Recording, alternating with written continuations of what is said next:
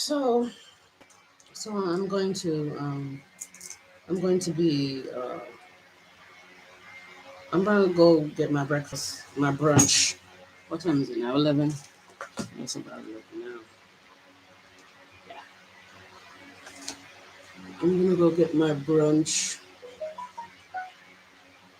and and then eat while I talk. I could have a lot to talk about today. Today might be a one of those lectures where I talk a lot.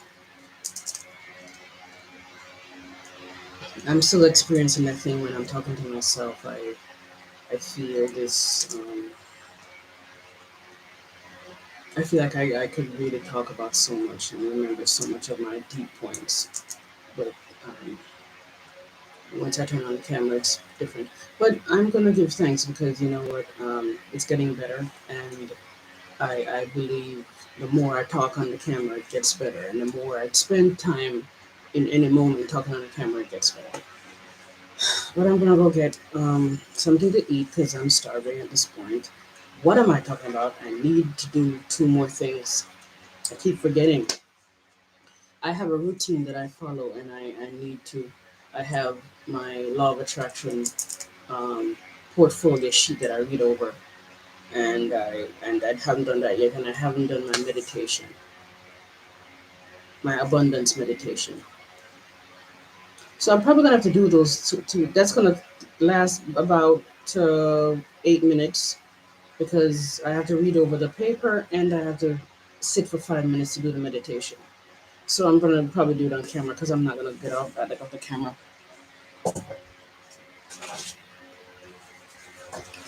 So this is my paper.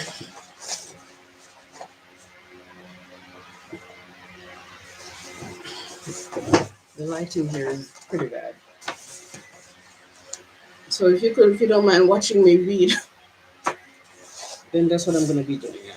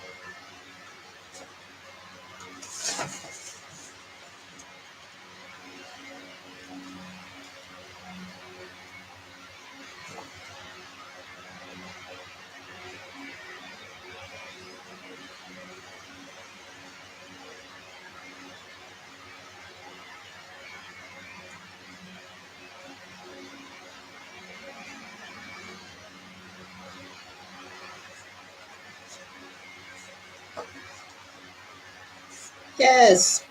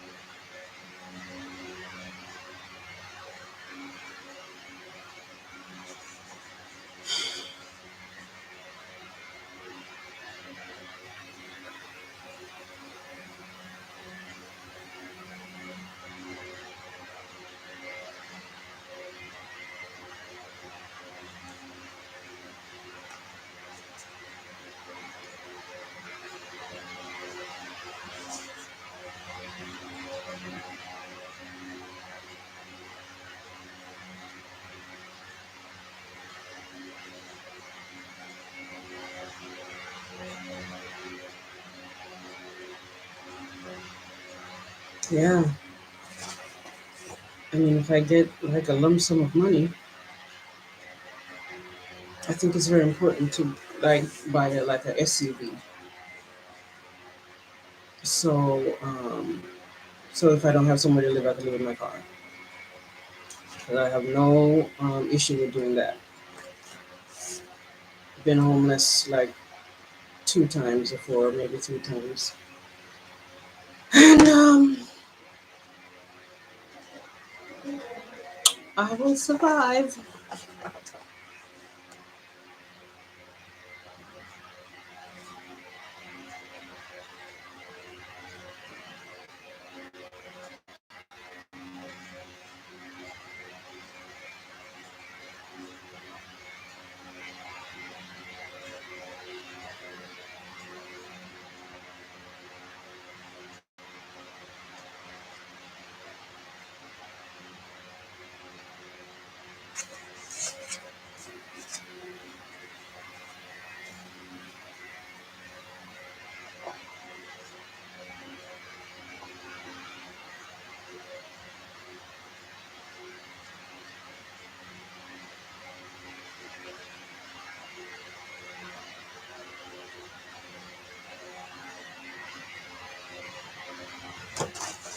Okay, so I'm gonna set my alarm to do my 5 minute, um, my 5 minute. I'm gonna set it for 11:11. Yay! That'd be like 6 minutes. It'll be 11:11. Meditation. I already have 11:11. So 11:11 a.m. Today is Wednesday. It's retroactive Wednesday again. Save. So it says 7 minutes now. So I'm going to close my eyes and do my money abundance, law of attraction meditation. Um, I've missed one day from since I started doing it, and I don't remember what date I started doing it. Writing down dates when you're working with law of attraction um, is very important. Working with law of attraction is a really weird thing to say because you're always working with law of attraction because everything in your life is things you've attracted. So you're never not working with law of attraction. But I'm gonna let me meditate right quick.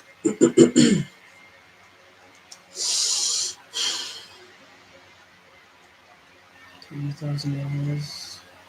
$20,000. Put it to the order of Jada wins the sum of $20,000 US.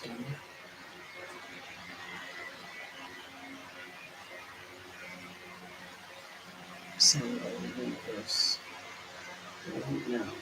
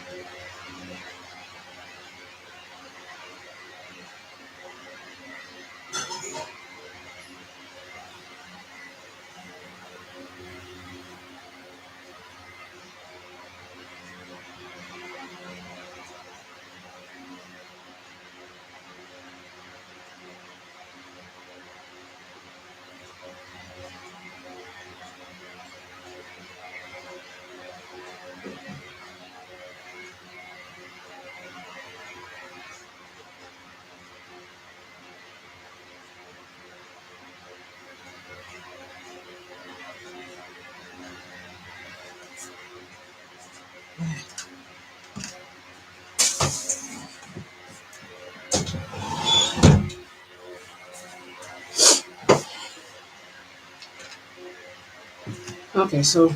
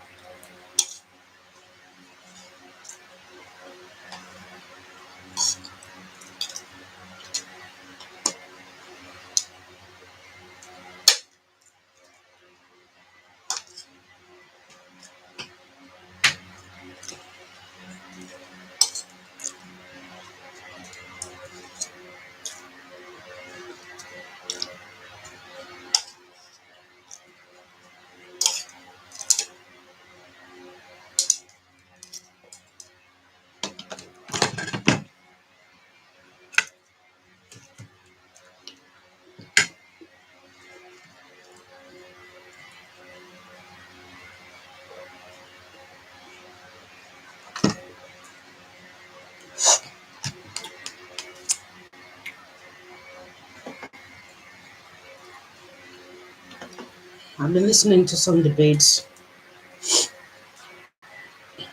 I didn't even look at the time and it said 11:11. Here goes a debate. I like these debates with these atheist versus Christian stuff. It's pretty nice. And in that history is too. He puts the camera over in that direction, and everything that minutes using the contact of these civilizations and reducing together. And that's when they take them into a hotel or later that night and very possibly say, well, the hell are you doing? Because those projects understand the power of consciousness and that the Rosetta Stone of contact has to do with these protocols. And they were not happy that we were doing this without their permission.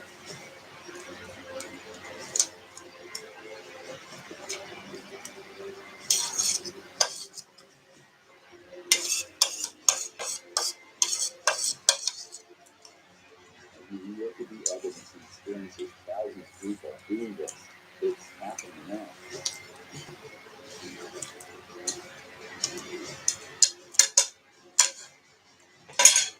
False disclosure is happening right now. The actual disclosure we do.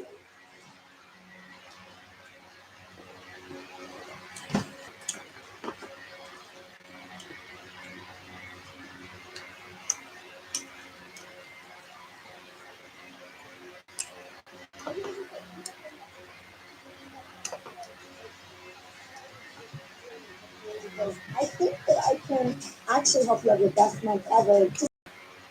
Very excited to have you here as we have this epic. Thrilled to have our guests with us and want to let you know if it's your first time here at the debate, consider hitting that subscribe button as we have many more juicy debates to come. We're very excited about that as we host on a fully attempted, fully non-neutral platform to host politics, science, and religion debates. So, want to let you know. We're very excited about this, folks. At the bottom right of your screen, this is one of the upcoming debates we're going to host. We are excited, folks. Basically, we're using a Kickstarter to help cover the speaker fees, and want to let you know, This is the one.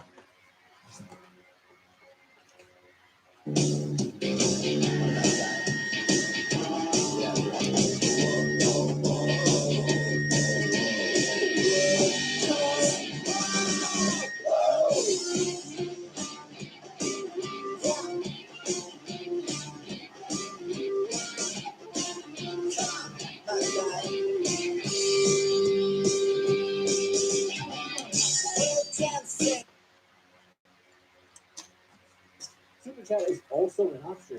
We just ask that you be your regular friendly selves during that, as we really appreciate all of these speakers being here. And so, if you'd be willing to give them your kindest respect, or at least the minimum level, at least, so it's going to be a lot of fun. We're going to have open conversation immediately after the opening statements, which from each side, as a team, will be about 15 to 20 minutes if we need it, and so roughly 8 minutes per person. Also, want to let you know, in terms of channel announcements, very excited. We have a lot of people have asked and said, "Hey, I'm so excited." We are definitely actually right now as a Patreon reward, we're going to start putting every debate in an MP3 format, I'm so which will be on excited. Patreon for those who are supporting. And we really, so if you're already signed up, those will be posted today. We really appreciate it. And all of the debates will still be public. Like they'll still be free here on YouTube. But if you'd like the audio version, so if you want to listen to it while you commute or whatever else, that's something that we are going to put out on Patreon. And we really appreciate those of you who have already been supporting it. So I with think that, I'm we're gonna get going in to trouble jump for into this. playing this in the Really background. appreciate all of our speakers for being here with us today. And we are having the affirmative go first. So Dr. Randall Rouser and Samuel Nassan, thanks so much. The floor is all yours. Well, thanks a lot. So on behalf of Sam and myself, I am Randall. I'd like to thank, first of all, Tom and Matt for agreeing to this debate and to Modern Day Debate for hosting it. Now, the subject of the debate is this question: are there sufficient reasons to believe in God? For the purposes of this debate, Sam and I will work with the following general definition of God: belief in the existence of a transcendent, perfectly good being who is the cause of nature or creation.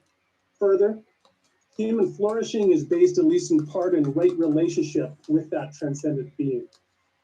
Thus, when we discuss the rationality of belief in God, it is to that definition that we refer. Now, one can define rational belief both in negative terms and in positive terms. Negatively, a rational belief is a belief the holding of which violates no epistemic duties. For Matt and Tom to establish their thesis of the denial of this debate resolution with respect to the standard, the negative standard, they Excuse me. So, this is me looking at myself. A nose job and chin lipo. I'm serious about these things. So this whole morning I was sitting down talking, no, sitting down and standing up and taking a bath. Everything that I was doing, talking to myself about the topics that I talk to myself about. I'd rather not look at myself do this because it takes away from what I'm trying to do here. I'd rather look at like I'm speaking to someone.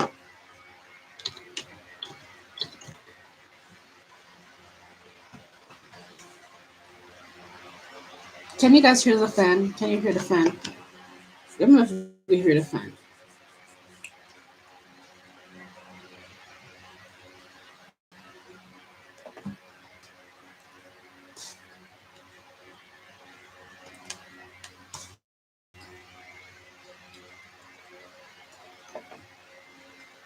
You know, this internet that I'm using is not the best.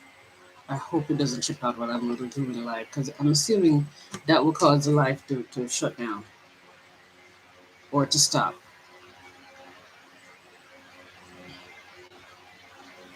I know who I want to talk to this morning.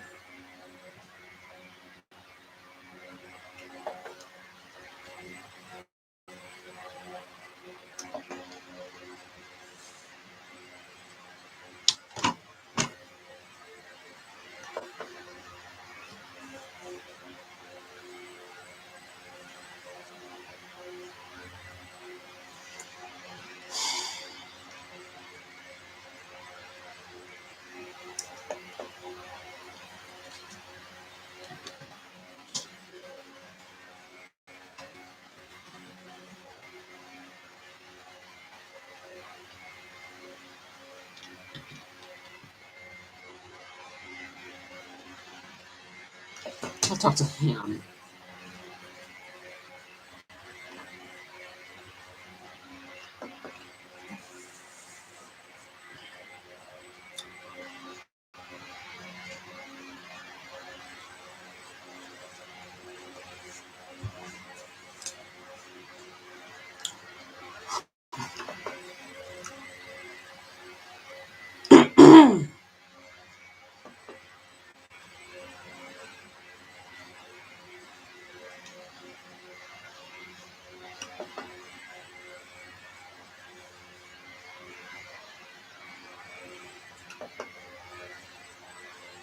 Yeah. Um, this guy's nice to talk to. It seemed like he was doing Botox, and I hate when men do Botox because I think men are handsomer with a little bit of crow's feet and a little bit of wrinkle. You know, it adds this scruffy kind of rough masculine look that I like. I don't think men smooth face on a man is not hot. So I mean that to me, not to me. So that youthful look is good for some men. If he has a like a strong jawline and like chiseled face and shit, then that works. It could work. But in general, I don't want men getting Botox and shit. I mean, they can do whatever the hell they want, but I'm just saying the men that I want to like lay down with, I like if he's naturally handsome. Men tend to like age better than women, and I guess the feminists are not gonna like that. But men tend to age better than women because men get more attractive with age because of the whole masculine thing. Because getting crow's feet and wrinkles on a man, especially on a man's face, doesn't really look feminine, you know. When women start to age, I guess it takes away from the feminineness. But it's the reverse for men. So a lot of men benefit from that.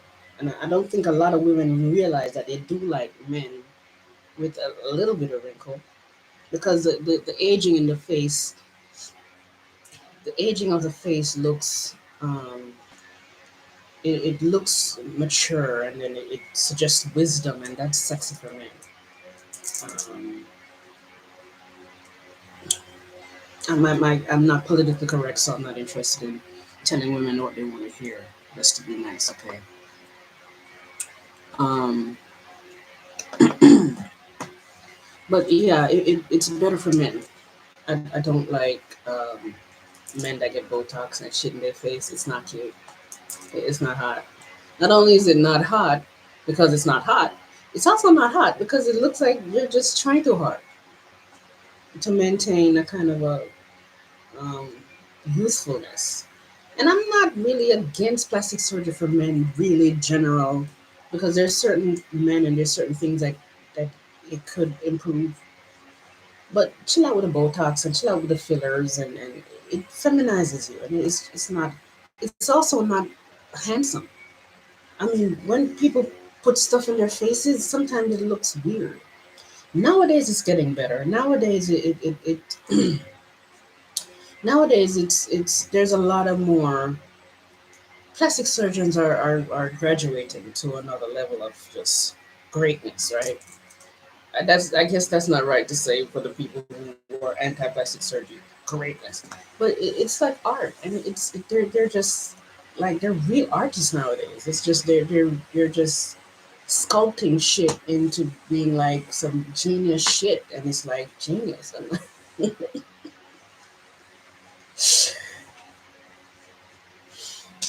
They're using, I believe, a lot the measurement stuff, and I see, especially that Kim Kardashian doctor guy. He uses this device that it's measuring this side with this side to create symmetry, and I think that's great. For people who think plastic surgery is great, I'm not anti-plastic surgery. Um, and there are certain things about my body that some people think is fake that is not fake. I've done a couple cosmetics procedures before, and it's not what you think. So,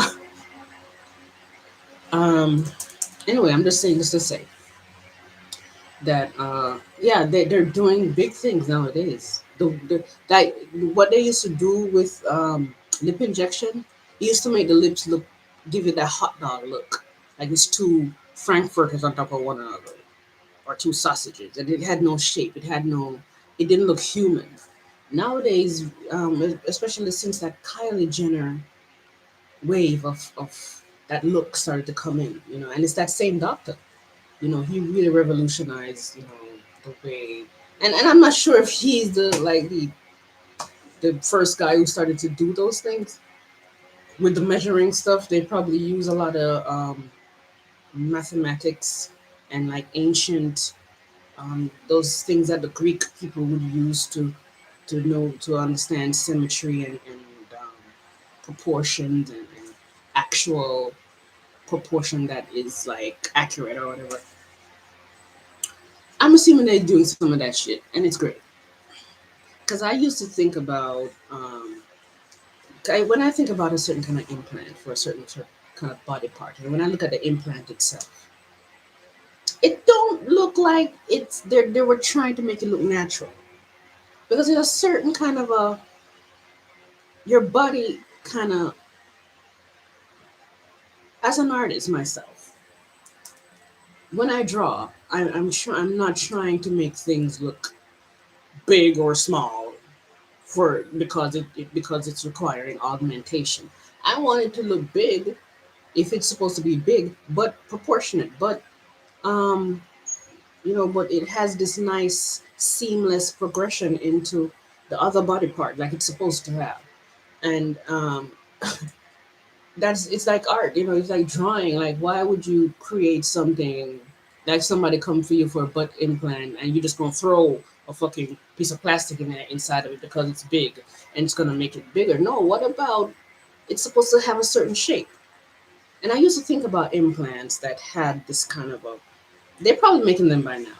But sometimes when you think about inventing shit and you don't invent it yourself, some other person um, latches onto it. Some other person picks up on it in the somewhere out there in the thought realm where ideas float. And now I'm serious about this. This is no joke. The thought realm exists. The thought realm and the spirit realm. Never read it. I'm gonna talk about that today. Thought realm and ideas. Thought realm and ideas. Man, that's the topic today. Who I really am. Who I really am. That's the next topic. So, so I didn't try to make those implants. There's a bunch of other different inventions that I came up with that I didn't jump onto it, and there's a couple that I haven't seen yet out there, and I'm not gonna tell people.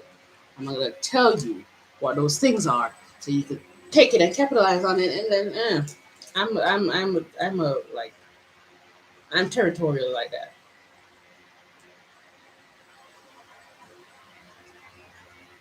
And so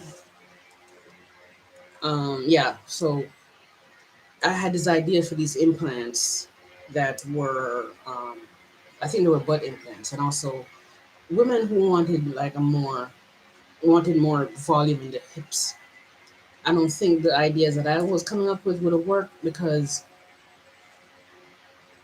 it seemed like this area of the thigh cannot take an implant. It could probably take like injection, liquid injection, but that's not really the inorganic things for that part of the body. I don't think work. So what seems to be working now is fat transfer, um, because it's from your own body. It's a part of it's fat is like natural from your body. But from what I understand is that sometimes that fades. The body absorbs other parts of the body absorb that from the where you want it to stay, and that's like not good. But it seems like some women are doing like a kind of a, I don't know how often they do it. I hope it's not yearly, because then that's too much hectic shit, too much pain, physical pain to endure every damn year, and too much downtime and too much recovery time every damn year. So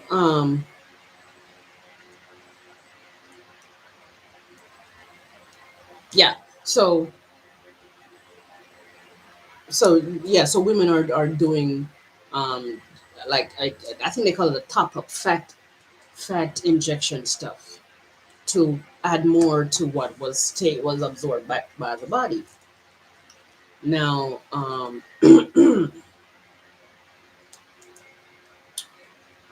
uh, yeah. So I'm saying this to say that fat transfer seems to be working for the hips if you're willing to do the top up thing. So it seemed like after maybe one or two top ups, it stays. I'm assuming and I'm hoping because I'm not against it. But the idea I had I had for an implant for that area is not just a round thing. These doctors back in the day used to just put some implant inside of your body. It doesn't matter if it's like if it's like fitting the actual shape or it's going to take the shape of what the natural body should look like. They'll just put it in, and now you have some hips that it looks like your butt shaped like that. But your hips, most hips come down in a nice, seamless kind of a hourglass shape. You can't put a butt implant in the hip, bitch. Now the shit look like you got butt on your side right here, and it should look dumb. So, so yeah. So I had an idea to have a implant like that, but like I said, the implant would be very thin at the top, very thin and come down to a thicker area here where the hip area would be, and then it fades back then into the thigh, down the lower thigh area. But I don't think it will work because I don't think that part of the body could hold up that much plastic mass. But I'm just saying this to say that even with the butt implant did look weird. It looked weird, and the butt implant need to be more like that. What I just said, described. And I think they have some butt implants like that that gives you that nice teardrop um, thing, a teardrop shape. Yeah, because the whole butt implant that is also shaped like a breast implant makes your butt look fake and stupid. I mean, butt implants in general are stupid. Just do the fat transfer and do the top up and save your money and do the shit. Um, I think I started off saying how much I hated, I didn't like when men get plastic surgery generally, but especially when they get stuff done to their faces. Now, you have some men with some oversized noses and some deformities on their faces that might need help. And that's, yeah, that I'm not against that, really. But if it ain't broken, don't fix it. But people don't know that it's not broken.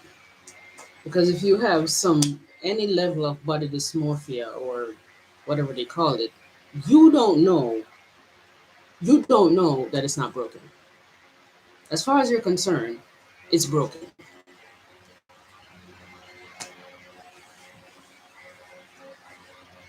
As far as you're concerned, it's broken. So you don't know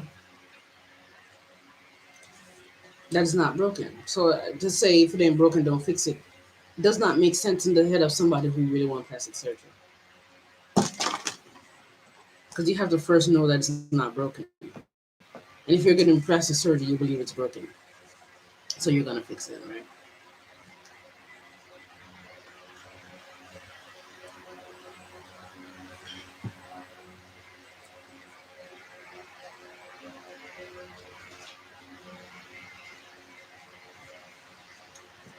Today I was supposed to go out in the town here, the town in Jamaica, the closest town that, um, well, I can't call it a town because people in America and other parts of the world, everywhere is a town, and I can't call it a city. It's like a business area where people go to do business. I was gonna go there today, and it would have been the first time since I've been here in almost 2 months of going there on my own, which is a place that you kind of have to go if you want business done. But my social anxiety, my fear, and some other things were holding me back. But I think I'm gonna step out in faith and step out in bravery and go there. I have to first walk a little ways in the neighborhood I think I'm just gonna freaking do it and stop being a scaredy cat. Um, I need to print out some things. I don't even know if I have money to do the shit, but I need to print.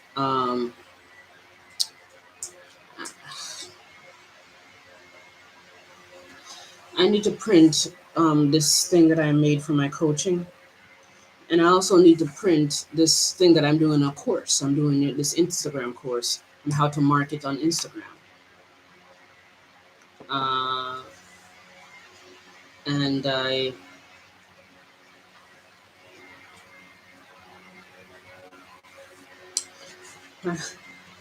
my mind is going. My period is gonna come soon. That's the next thing I need is the period pads. So I'm kind of like horny. Like Wendy Williams would say, I miss Wendy Williams. It's the only thing I used to watch on TV. I don't watch TV. Since I came to Jamaica, I would go to my sister's house to eat dinners, and they would be watching Netflix or whatever else on TV, and news, the Jamaican news, and I don't ever watch any news. So I've been doing a little bit of that, not because I want to, but because I was trying to like commune with them and be like family oriented in some kind of way. But we're all having falling outs. Well, I'm having falling out with everybody because everybody hate who I am now and hate that I speak this accent and that I'm a weirdo now that speaks a lot of philosophy and shit. Which they don't see me as such because, as far as they're concerned, I'm not an expert or a philosopher. Anything that I say that I am, I'm not. They don't see me that way. Now, if I were to, I digress, but if I were to internalize that, which I have and which I am, I become kind of like numb and not want to pursue this work because I start to doubt it. It's like if people don't believe in it, then what's the point? And it's not that it's not powerful, it's that they don't want to see me in that way. They don't want to see me in that light because um, number one, it makes them uneasy. It makes them feel. I'm just gonna freaking say it, intimidated. I fear that they're gonna watch this and call me arrogant and be mad that I'm talking about a family and company, but whatever. But every time that I imply that somehow they feel threatened or is perplexed, or these are the words that I use, or is intimidated, they say that I'm arrogant and I'm narcissistic. Which it is true that people who tend to like to assume that people are jealous of them all the time. A lot of these people they're doing it from a place of arrogance and like conceit, and really is rooted in insecurity. But really, truly,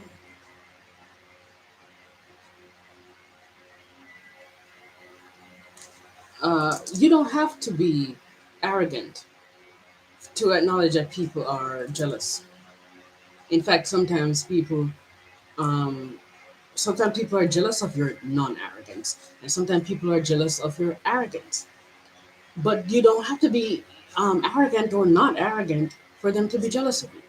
And if you see the symptoms of the arrogance and you call it out, it doesn't mean that you're arrogant. It just means that maybe they really are jealous. You could be arrogant and people are jealous of you, or you could be not arrogant and people are jealous of you. Because I see it as symptoms of jealousy or whatever, and I call it out. That doesn't mean I'm arrogant. And even if I was arrogant, it still doesn't mean you're not jealous. You see what I'm saying? So people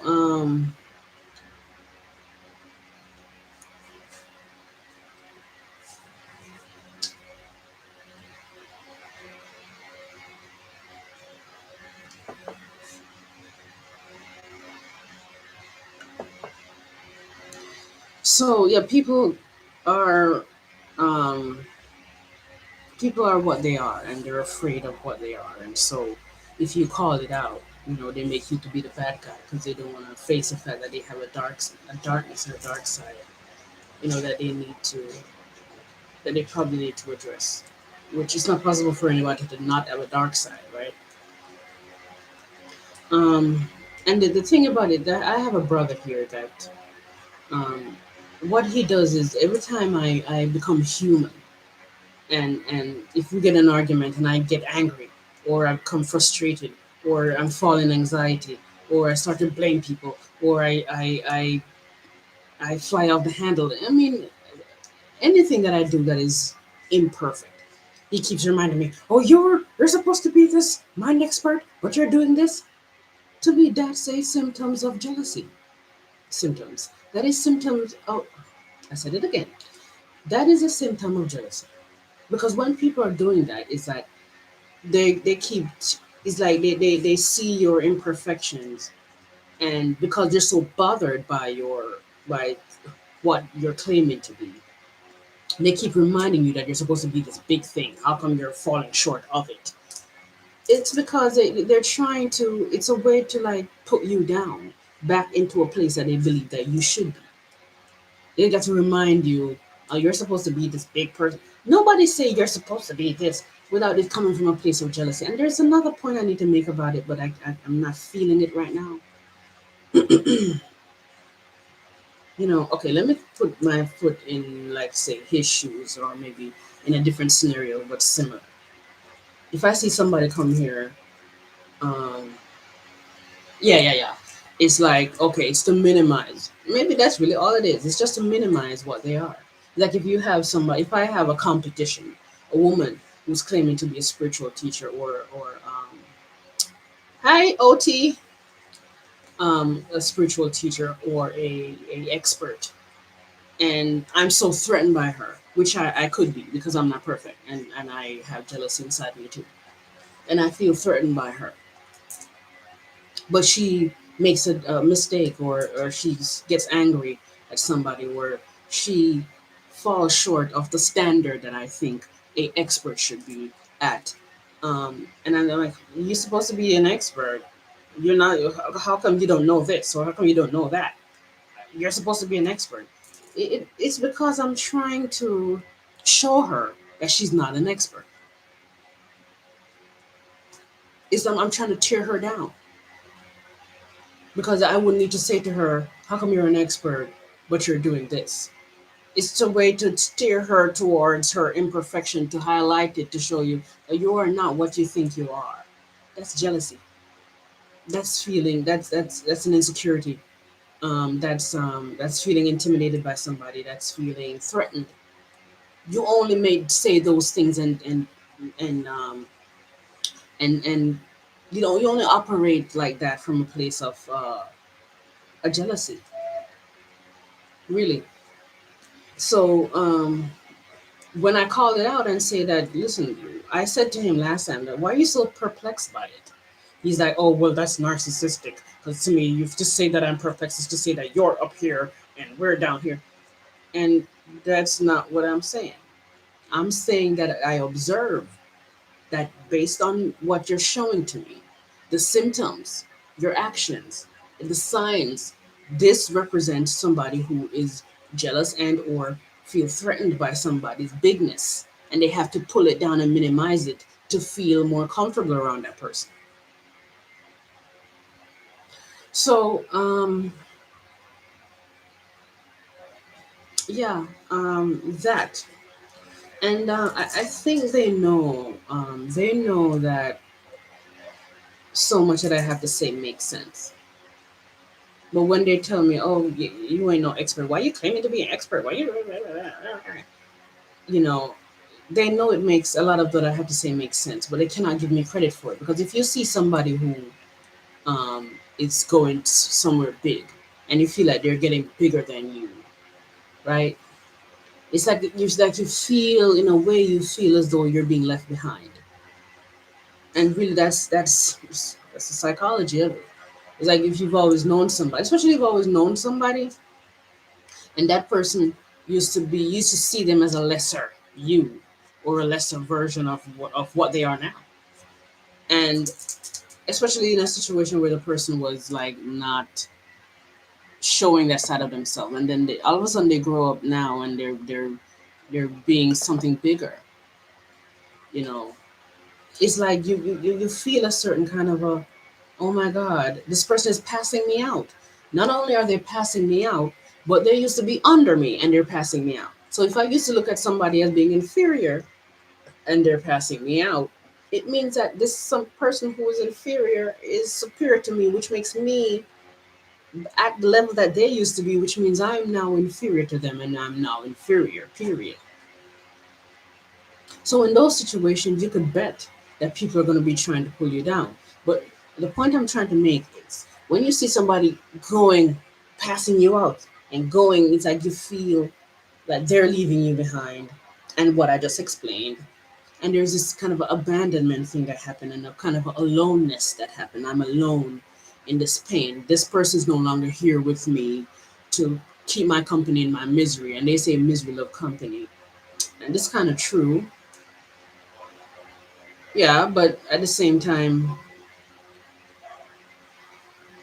yeah, it is kind of true.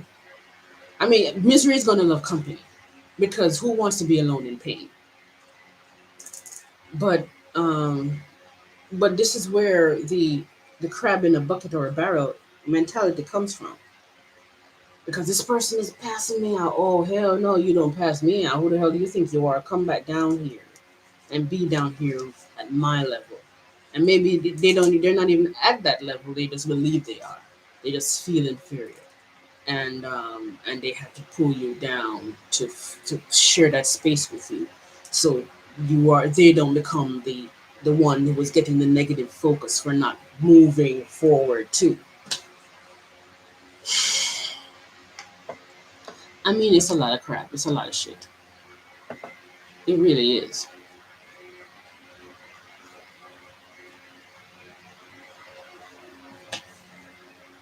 Okay, so nobody's watching now. I was gonna talk about the thought realm and how I just mentioned that ideas are floating around in the thought realm, and how is that possible? It's possible because in this universe, we live in a quantum reality, and a quantum reality says that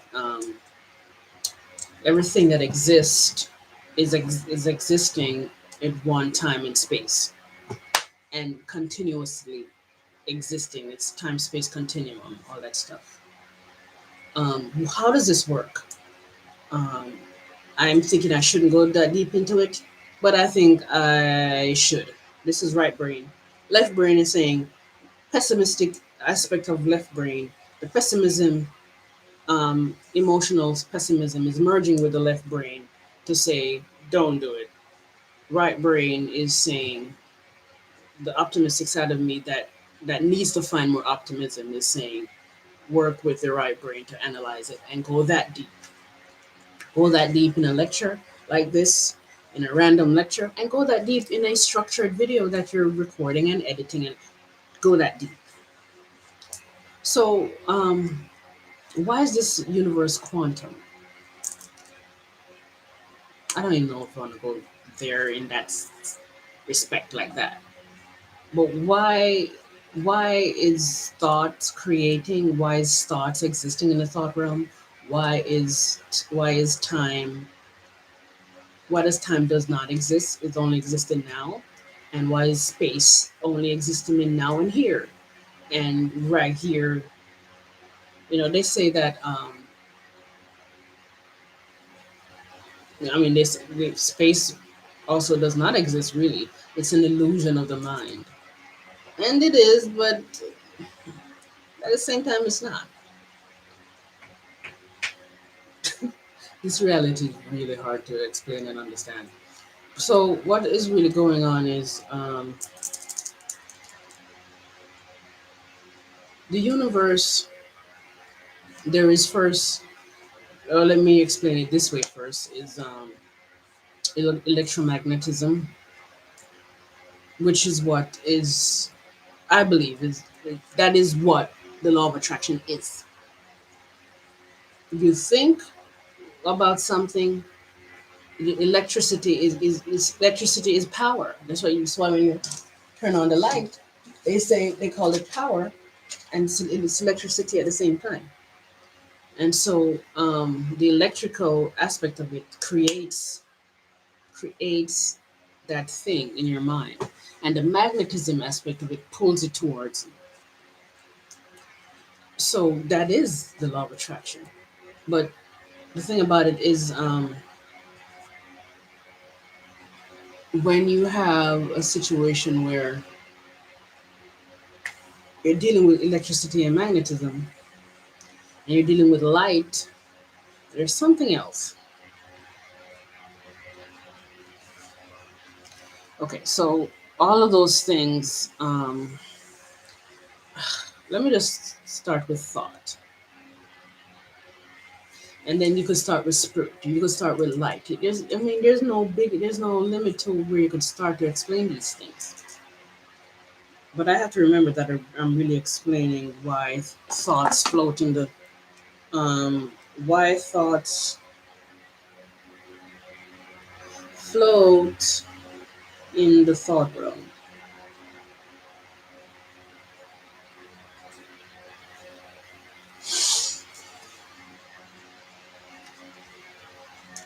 Okay, so I wrote down in this. I think I'm going to turn it into a course that the universe is operating with this electromagnetic quantum thought reality stuff, and it's a reflective.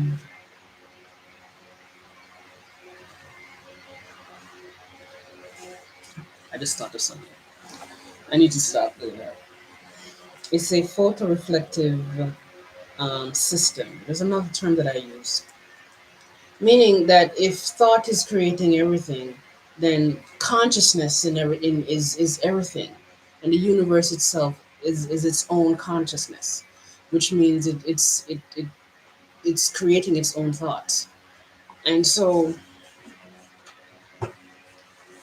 whatever it creates, um, there is it's existing in thought, and thought is responding to it. And so because of that, if this exists right here, my thought, which is also the universal thought, and your thought, thinks of this, and it's just there existing.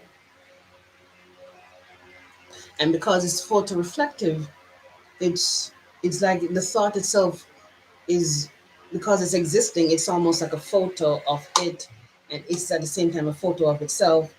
And so it never really stopped existing. It's just there. It has nowhere to go because it's just existing in the mind of the universe.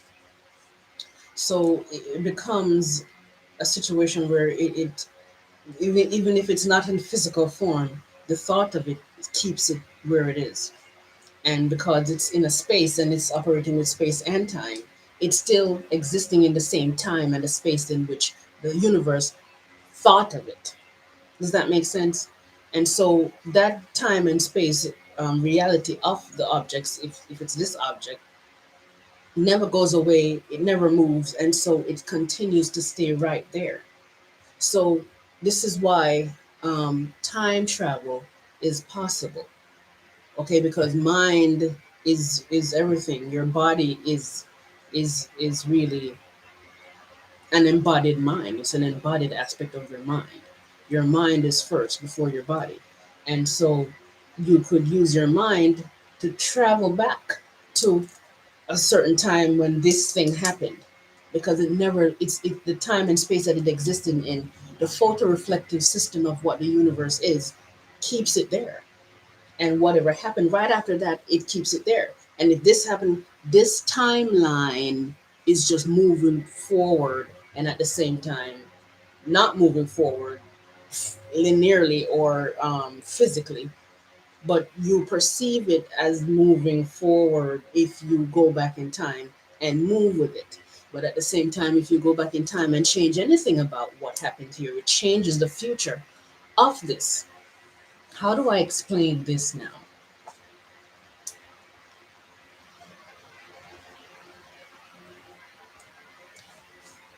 How do I explain this? This is what I need to get good at: explaining thoughts and my random thoughts on camera, right here, right then, you know, without feeling that I have to shift it, or I have to come back to it and run away from the pain of not having the knowledge right here.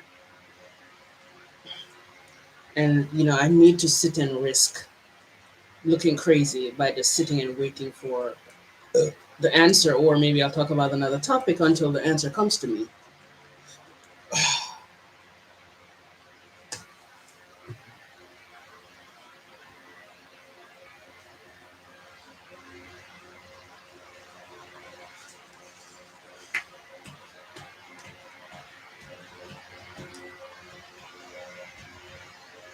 Why does it changes the future?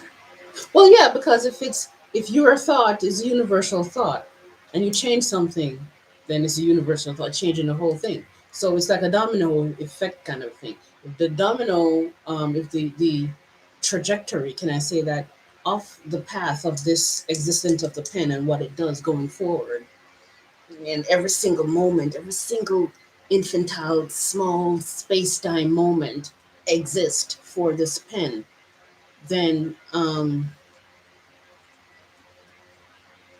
then if anything changes, it's like if a domino thing is going forward like this, and if somebody stops it in the tracks and flick it over, it's not going to keep hitting the other ones in front of it. It's just going to stop, and maybe they'll just dismantle, or they'll, the other ones are just going to keep standing. So the future of those dominoes thing have changed. They've no longer fallen um, to the ground like we would know it to be in this moment. Okay, so somebody should go back and change something in that happened in a certain time trajectory of a certain thing, of a certain idea, of a certain person's life or whatever. Um, in today's in right in this moment, the potential or the probability um, path changes. What was certain to have happened is have changed now, and then something else will probably happen. This stuff is not easy to explain at all.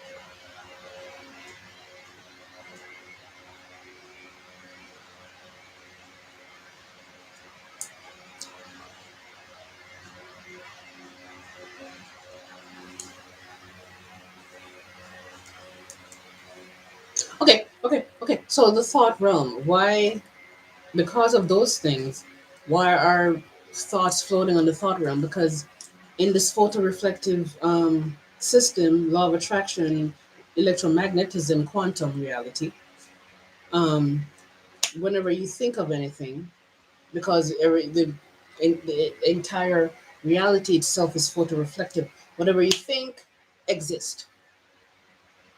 So it takes more time, more energy, more focus, along with what else? Positive, positive energy, as in trust and all these things,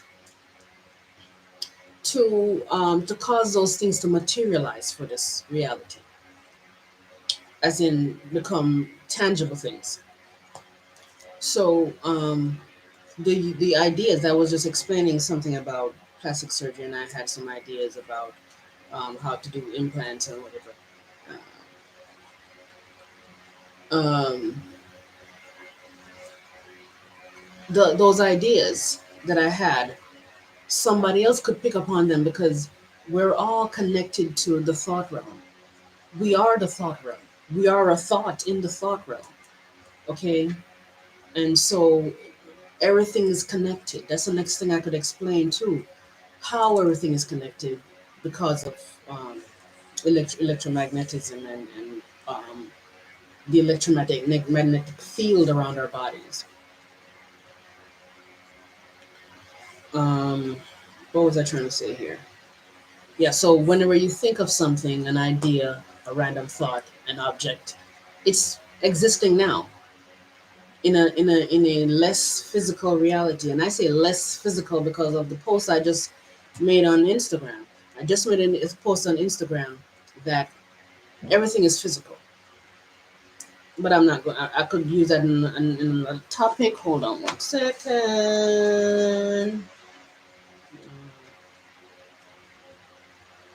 I have a list of topics. Why everything is physical. Everything is physical. Why? Oh, why? Thought, thoughts float in thought realm.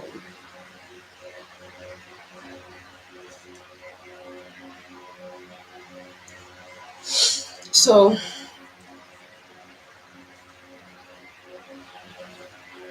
so yeah, your photoreflective system of electromagnetism, blah, blah, electromagnetic um, reality, quantum reality, law of attraction, photoreflective stuff is everything. Is our mind, universe's mind. So whenever we think, a photo of that thing is existing, and it doesn't matter what, it doesn't matter how complex, it's existing. If it doesn't matter if it's a feeling or emotion um, or an idea or a concept, philosophy, a object, a device, a animal, plant, human, doesn't matter. When you think of it, it's existing now.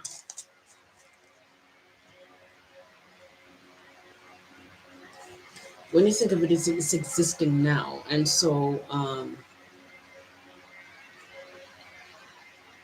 so if you don't trust it enough for yourself, you will not put as much effort, energy. I don't like the word effort, but energy, time. You have to put um, time and space, energy, mind, body, spirit. Mind is thinking, focus. Body is taking action. Spirit is your emotional feeling and what you're feeling behind what is it you're desiring and thinking about that you want to materialize for this reality. So, if you don't put all that stuff into what you're doing, you're not going to manifest it. So I'm not going to manifest any situation that's going to cause me to be able to create that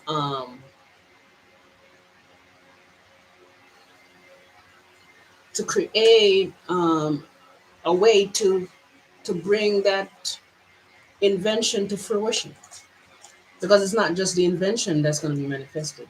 It's the situations, it's the people, it's the time and the place, and opportunities themselves that needs to line up with everything, because your thought, the thing you're thinking about, right, that you want to manifest, the universal photoreflective system that I'm talking about understands that for this to manifest, it's going to need all those other things, the opportunities, the people, the places, everything to manifest. And that's where your trust comes in, and your focus and all that stuff comes in to help to create that situation. So you're creating it, you're creating with your mind, but putting all that stuff into it helps to put energy in for the universe to to cause these other things that is leading up to the physical tangible thing to manifest also.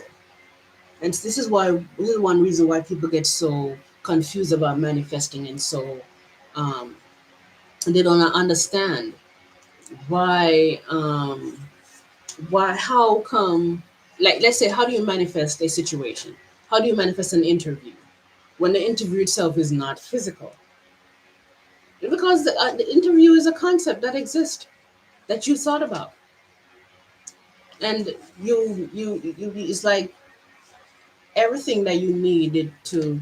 It's like the interview is a match to the phone call of the interview. So if you when you line up your body and your beingness with the interview by trusting it, by expecting it, by feeling like you deserve it and you're entitled to it.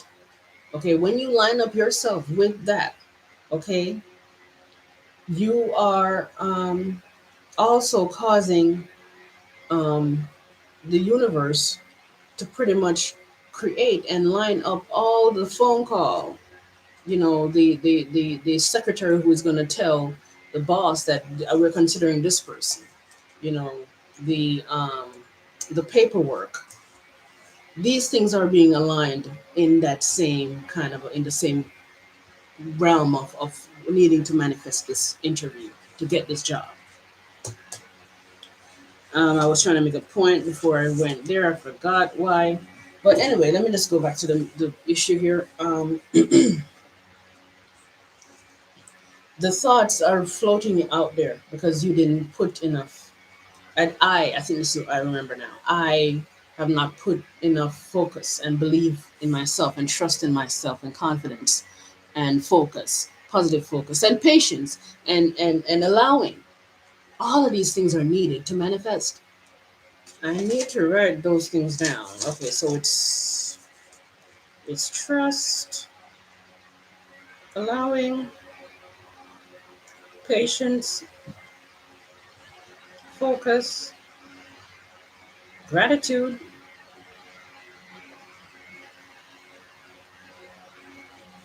all of those things. There's a couple of the things.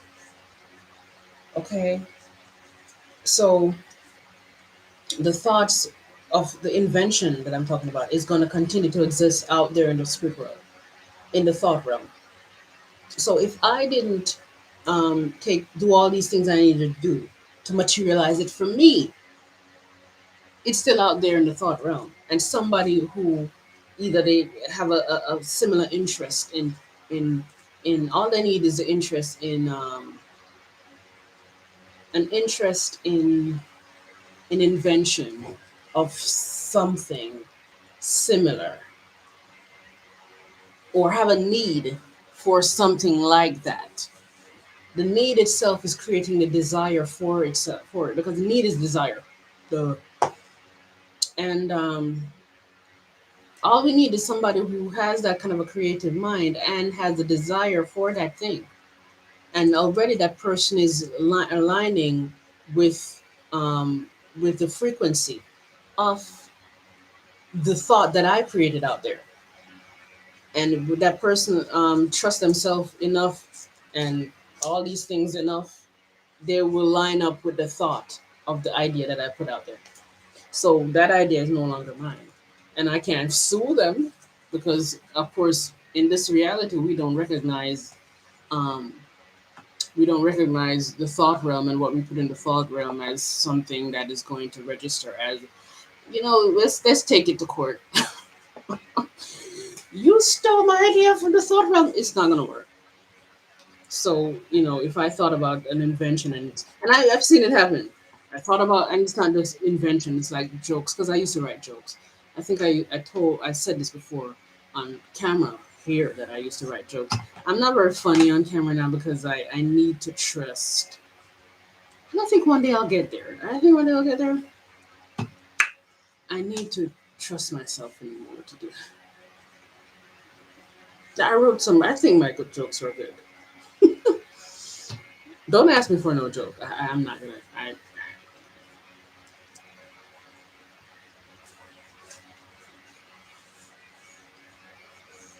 Yeah. So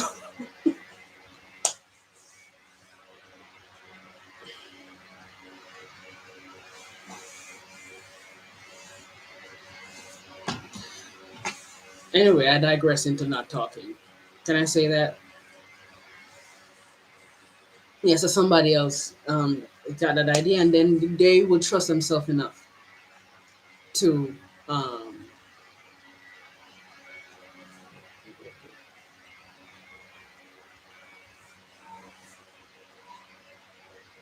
they will trust themselves enough to. I, I got sidetracked looking at this person here.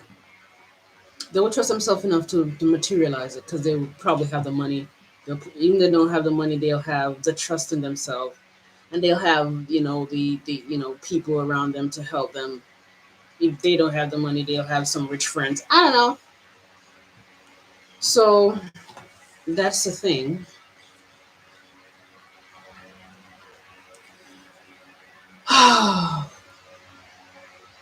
I feel good about this live. I feel good about what I'm doing. I feel like I'm getting closer to where I need to be.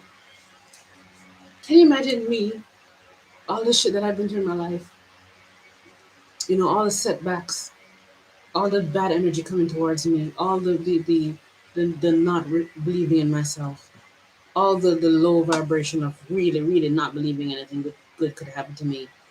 I mean, really, really, really bad. Me, really getting success in this field.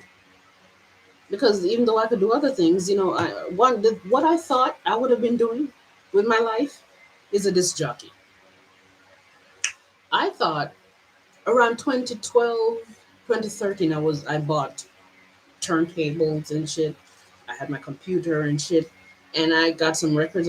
I was gonna be a disc jockey, and I was practicing, and it wasn't coming together. And some people might say, "Well, you're because you're not good." No, I'm pretty good. Nah, I was pretty good. It's just that I was so nervous and lacking self trust and anxiety was just getting in the way of. I was suffering from a bunch of, and I still do, performative performance anxiety, and that's a big problem I have.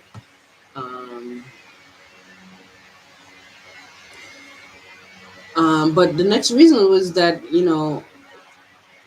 I had a calling, I had a higher calling for this work that I'm doing to become a mind expert, and I've always been good at this stuff ever since I was a child. I just could not show it to anyone, and to some degree, I still I think that the combination of the wisdom and the knowledge and the accent that I speak in and how different I become, it's hard to show my family.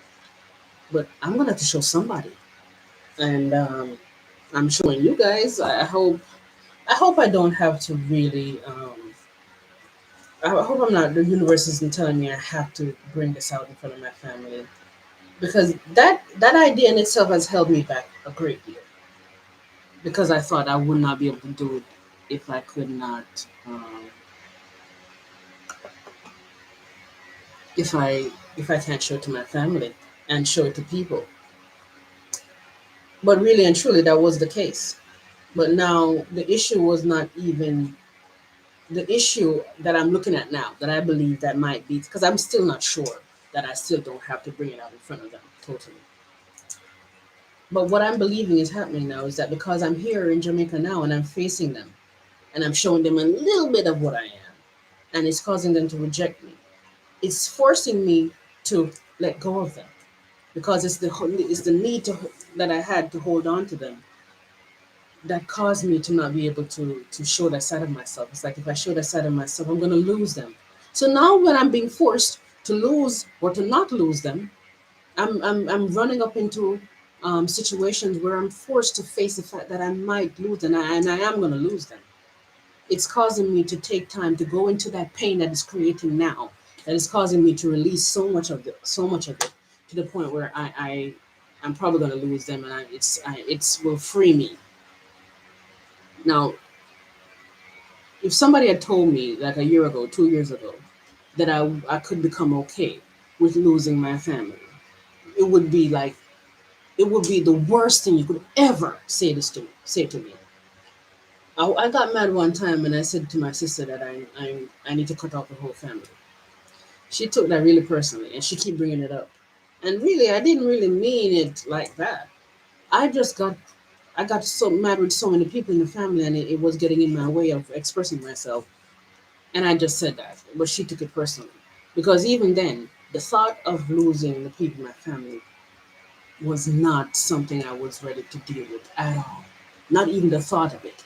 Because one reason is I suffered for so many years with social anxiety. I did not meet anybody. The only person I met was my husband. Now, my ex husband. We still communicate in a certain way, but I don't know what's going to come of me and him. Maybe, I don't know. I am kind of polyamorous anyway. So, and he's kind of polyamorous too. We're not, me and him, we both also don't really want children.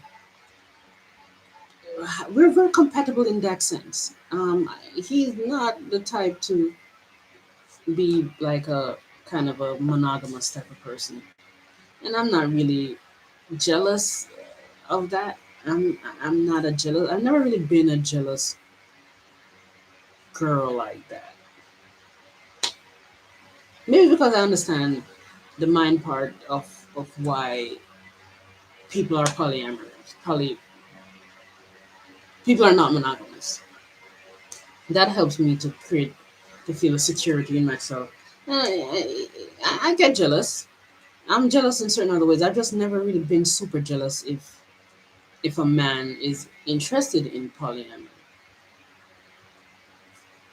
I digress. Anyway, but because I've lived so many years with severe social anxiety, it caused me to feel like, oh my God, the only people I know, is my family in Jamaica. If I lose them, I'm just not gonna function. And so that caused me to hold back my spiritual teacher side, my wisdom, my knowledge, and all that stuff, because I could not come to fathom that happening. Because I knew, and I knew because I had that trauma of holding stuff back and that dissociative trauma. I knew that it was coming from somewhere. I knew emotionally. I didn't have any cognitive, like, I didn't have any memory of something happening. Not any physical memory or a memory of anything physical or anything happening in memory form. I just had the memory of a body emotional memory of it. And because I know that what this feels, it means this and it means that. And because I know how family and trauma works, I knew something happened in my childhood that caused me to that caused me to dissociate around people and not bring that side of myself out.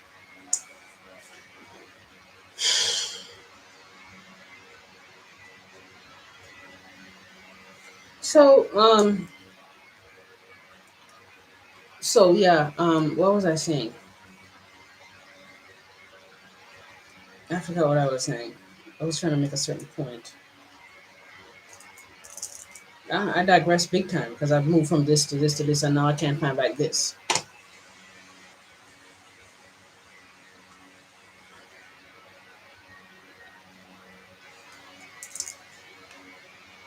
And I don't feel like I want to stop talking and get.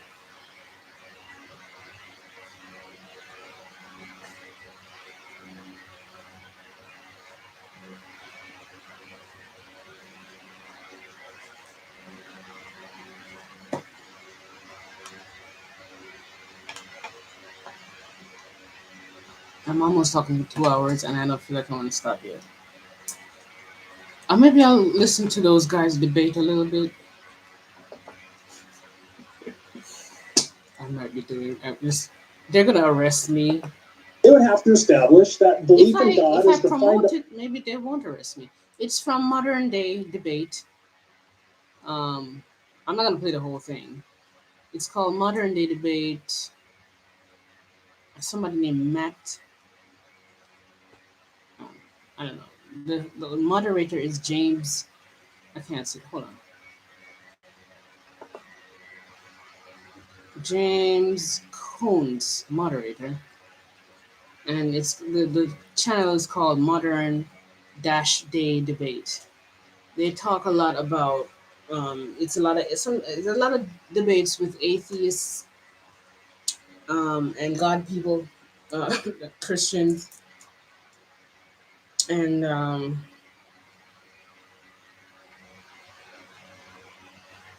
it's really interesting. I really like hearing these guys speak, so I might get a topic off of that. I'm just excited that I'm liking my life today, and I made an intention, set an intention yesterday.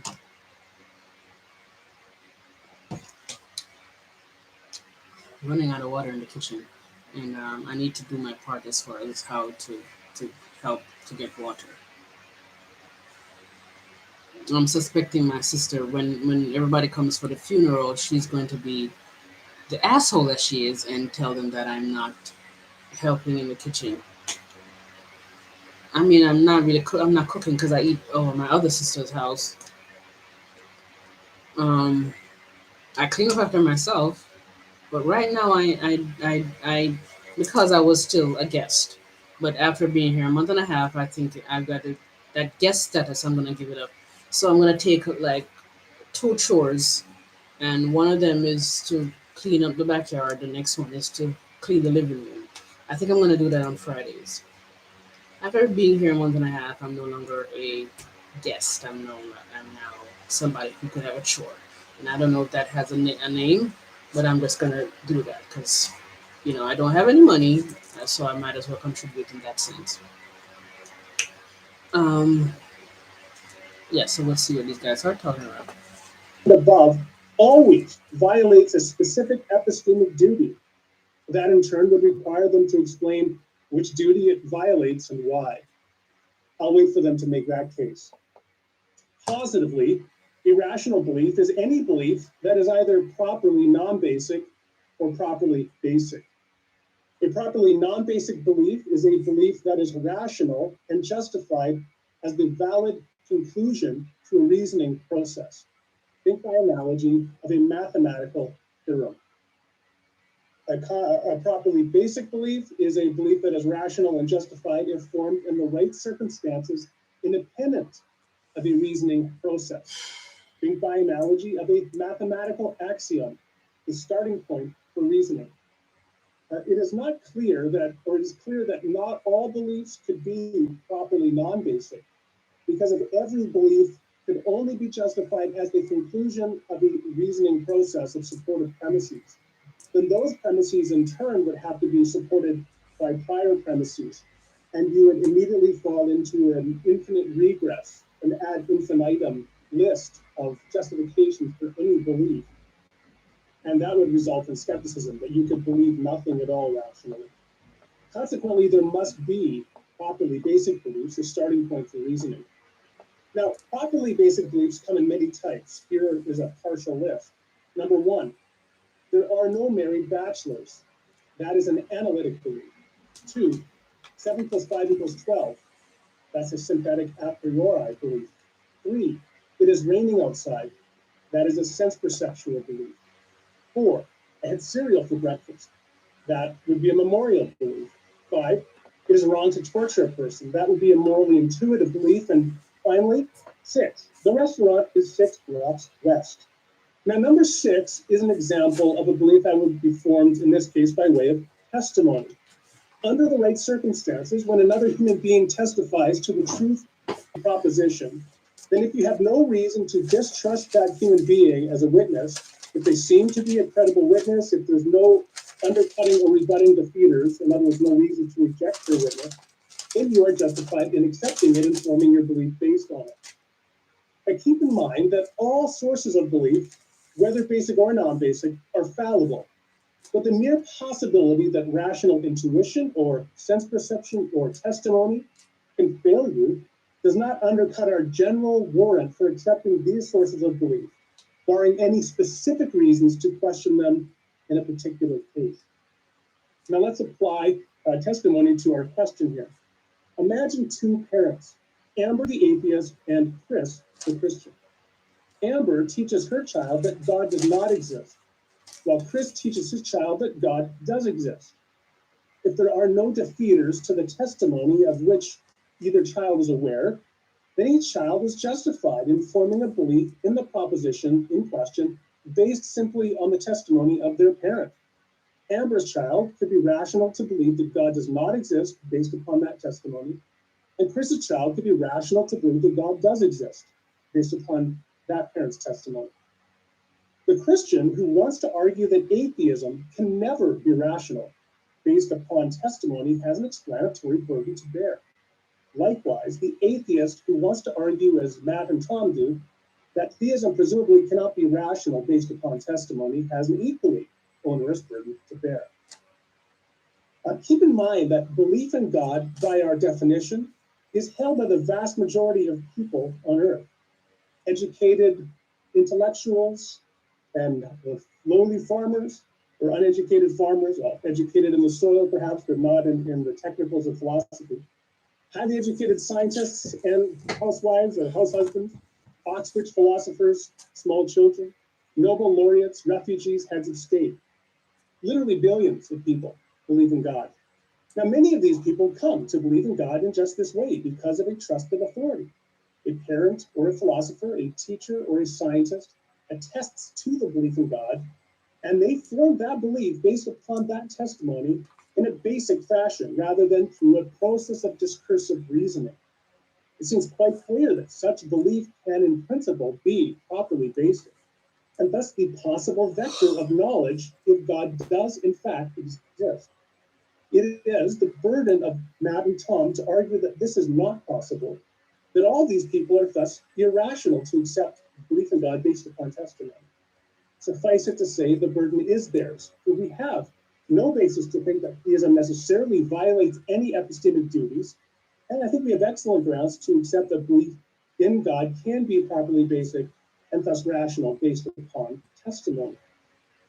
But theism can also be properly non-basic, that is, held by way of a discursive reasoning process. I will now invite my debate partner, Sam, to share some reasons by which one could have properly non-basic belief in God by way of arguments. Thank you, Randall. It's a joy to be able to debate with both Matt and Tom. Since the topic of today's debate is not whether the Christian God exists, but whether there are sufficient reasons for one to believe in God, I'll be presenting one argument called the argument from religious experience. By religious experience, I mean a subjective experience in which a person apprehends themselves to stand in relation to what they may consider to be the divine. Richard Swinburne, professor of philosophy at Oxford University, lists 5 kinds of religious experiences from the perspective of the one experiencing it. First, public, ordinary experiences of God. This would be akin to seeing a mountain, or seeing the ocean, or even if you've taken a flight before, seeing the clouds, and just feeling this sense of grandeur that there must be a great creative God who put all these things in place, and thus experiencing God from these ordinary objects. The second would be public, extraordinary experiences of God, mediated through unusual and uncommon uh, objects. For example, seeing a bush on fire that is not consumed by the fire. I'm, of course, referring to the incident, for example, that Moses describes as the burning bush experiences, or just miracles in general would qualify as a public, extraordinary experience of God. The third would be private, describable experiences, by which, of course, I mean that experiences mediated through private sensations that can be described in sensory normal language. Take, for example, the famous analogy of Paul on the road to Damascus seeing a vision of Jesus, or just visions or dreams in general, qualify as a private, describable experience. There's also number 4, private, non-describable experiences. For example, experiences that people have about God that cannot be described or captured by literal language. Take, for example, someone feeling a deep uh, calling to go into full-time ministry or something like that. This is something we hear a lot from atheists as well. They said, well, I've experienced that call to ministry, but of course they reject it later on. So the fifth would be non-specific experience, experiences of God that is not mediated by any sensations, where the person claims to be intuitively and immediately aware of God's presence. So, based on these five religious experiences, I submit the following argument. Premise one: many people from various times and cultures have claimed religious experiences. I doubt that Matt and Tom would reject this first premise. A research survey conducted by Pew Research in 2009 demonstrated that half the US public claimed to have had religious or mystical experiences. Uh, these numbers, interestingly, come from a third of those who actually claim to have no religious affiliations, and one-fifth of those who claim to be atheists and agnostics. So the percentage actually is higher in places like Asia, where about half the world's population live, and places like Africa and South America, where you have about close to a quarter of the world's population. So it's fair to say that people from every time, cultures, and places have had religious experiences. Premise two: it is reasonable to believe these religious experiences unless we have evidences that they are mistaken. Now, this premise is based on two principles of rationality. The first is called the principle of credulity. The principle of credulity simply means that we ought to believe things as they seem apparent to us unless we have evidences that they are mistaken. In other words, the rational person is one who treats their basic cognitive processes as innocent until there's reason to doubt. Unwarranted skepticism is unhelpful in the pursuit of truth. For example, the girl that I love appears to love me, and it's rational for me, in the absence of any evidences to the contrary, to believe that she's not a planted assassin sent by some criminal organization to kill me. Is it possible that she is an assassin? Yeah, that possibility is always open, but it would be highly irrational of me to continue to withhold belief in her simply because there's no proof that she's not an assassin. So the principle of credulity simply allows me to rationally accept things on the way that things seem in the absence of defeaters. The second uh, principle of rationality is called the principle of testimony, and Randall has just shared a little bit about it. By testimony, I mean that those who do not have religious experiences, have not experienced it themselves, ought to believe what others who do, ought to believe the vast majority of people who do, in the absence of evidences of deceit or delusion.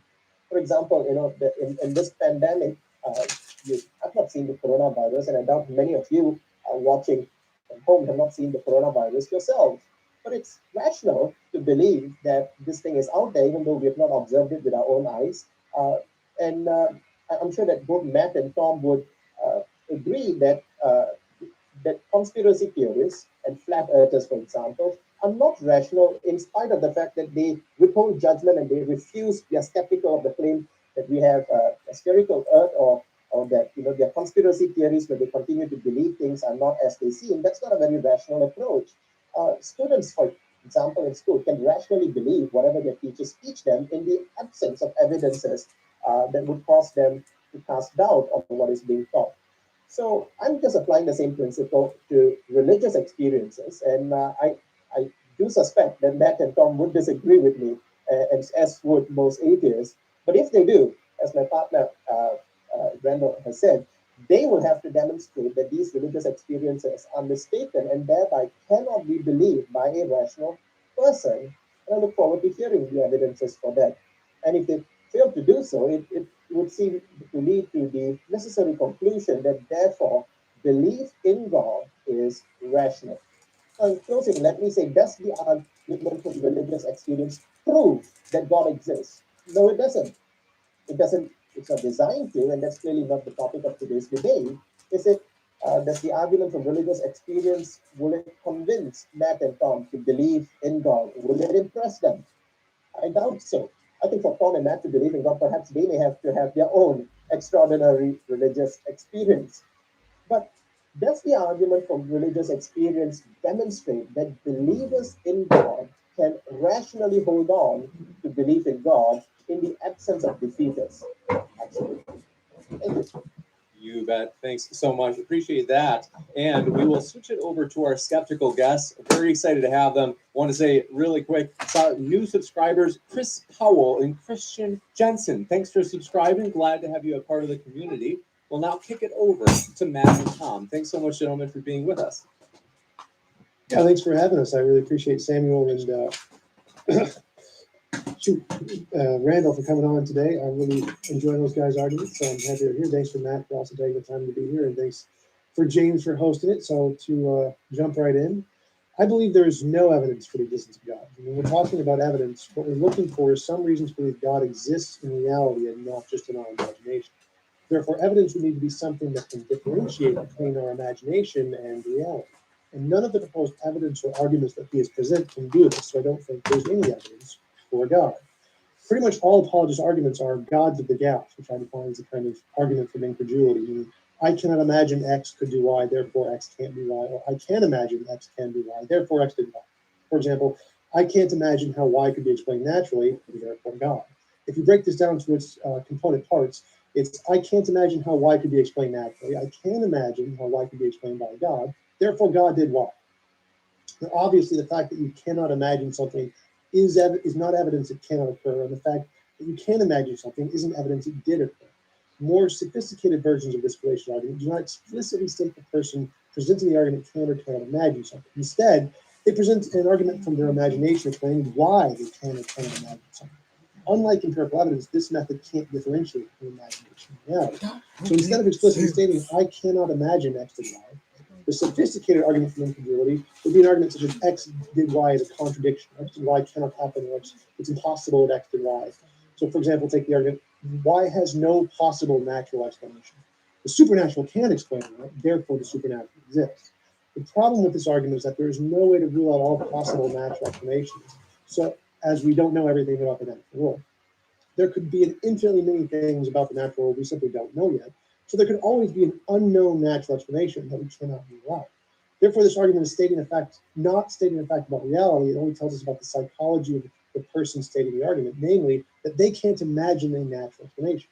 If at some point they later discover that there is a natural explanation for X, even though they said it was impossible, well, then obviously it wasn't impossible after all, necessarily meaning their argument wasn't a statement about reality, it was a statement about their perception. They couldn't believe it was the case. This kind of argument has been used many times throughout history. One of the most notable examples is the argument used against Einstein's general relativity, in which time can bend. Many philosophers would argue that, well, time is a philosophical concept, so it can't bend.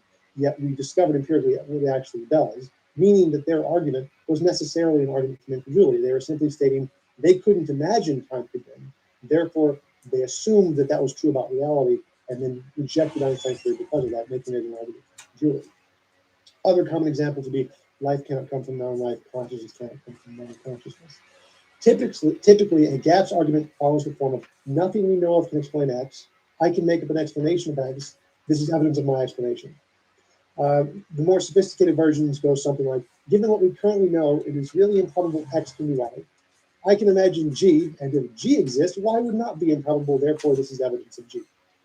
The most common example of such an argument is the argument from the resurrection of Jesus, which goes something like, it is really improbable that a natural explanation can explain the historical accounts. I can imagine if God existed or if the resurrection did occur, this would be a good explanation of the historical accounts. Therefore, this is evidence of the resurrection of God. The problem with this argument is that imagining that God exists and would do something isn't evidence God does exist or actually did the thing. The resurrection is just an imagined explanation with no basis in reality. There are infinitely many such imaginary things that we can come up with to explain the unknown. For example, what knocked over that cup? I can imagine there is a cup knocking fairy that exists, or leprechauns, or pixies, or unicorns, or magic, and that would explain the cup falling over. Is evidence for any of those things? Well, obviously enough. Because none of these things that have been demonstrated to exist independently of just post hoc explaining the unknown, then they're just gaps arguments of I can imagine this thing doing that. But it's not actually evidence it did. Something we currently know about, no matter how improbable, like illusions, hallucinations, fabrications, birds, squirrels, any of those things, is always a more probable and better explanation than an imagined thing that has no basis in reality, like miracles, magic, gods, mythical creatures, the paranormal, supernatural, UFOs. So until these things that don't have an empirical basis have been demonstrated other than just being post hoc explanations of the unknown, meaning they make novel testable predictions that are confirmed. And those things are not reasonable explanations of the unknown. You can't use them until they have been independently verified to exist.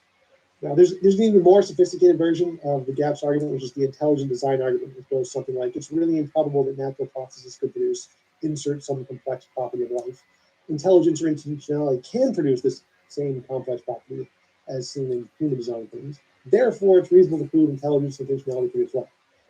The reason this is the more sophisticated version of the gaps argument is that it plays a game of hide the fallacy, burying the I can and cannot imagine in the premises to make it look perfectly reasonable. In the intelligent design argument, the crux of the argument is based on this assertion that there is some complex property in life that is the same property that exists in human design things or design things in general. The problem with this argument is that that property is purely fabricated. It's purely an imaginary property. There's no such real property that has been demonstrated to exist in life and also in design things. It's purely a figment of their imagination. So the I can and cannot imagine is hidden in this property that they've asserted to exist. So most apologist arguments are gaps arguments that follow the form, I cannot imagine how X can be explained naturally. I can't imagine how X can be explained by God, therefore God. The cosmological argument is I cannot imagine how naturalism can create a universe without space-time. The resurrection, I cannot imagine how the historical accounts can be explained naturally. The fine-tuning argument, I cannot imagine how the concept of the universe came about naturally. The moral argument, I cannot imagine how a non-conscious thing can ground morality. The ontological argument, I can't imagine the greatest possible being, literally one of the premises. The transcendental argument, I can't imagine how you can account for natural logic of God. So in conclusion, all apologetics arguments are arguments from incredulity, God of the gap, meaning they're all just versions of I cannot imagine how not God could do this or explain this. I can't imagine how God could explain this, therefore God. And such arguments do not provide a way to differentiate imagination from reality, therefore there is no evidence for God. I'll turn it over to Matt. So, hi. First of all, thanks for everybody for being here. It's the first time I've had the chance to interact with Randall and Samuel and Tom. I think back once or twice before this at ACA stuff. So I'm thrilled to be here. Thanks for everybody for participating. Unlike Tom, I don't tend to say there is no evidence for God. And I do that for a very specific reason. And that reason is not because Tom is wrong. I agree with Tom with what he's saying. When he says there's no evidence for, he's talking about, and at least in my understanding, and he can correct me if I'm wrong, a very specific thing, and that is evidence for a proposition, not merely evidence consistent with a proposition. And so when I talk about it, I tend to not say there's no evidence for God, because then my theistic opponent will come back and say, but what about anecdotal testimonial evidence? That counts as evidence. And then you have to have this side discussion, which we're probably going to have today anyway. There's a couple things I want to clear up. And one is that for many years, I and many others have pointed out that extraordinary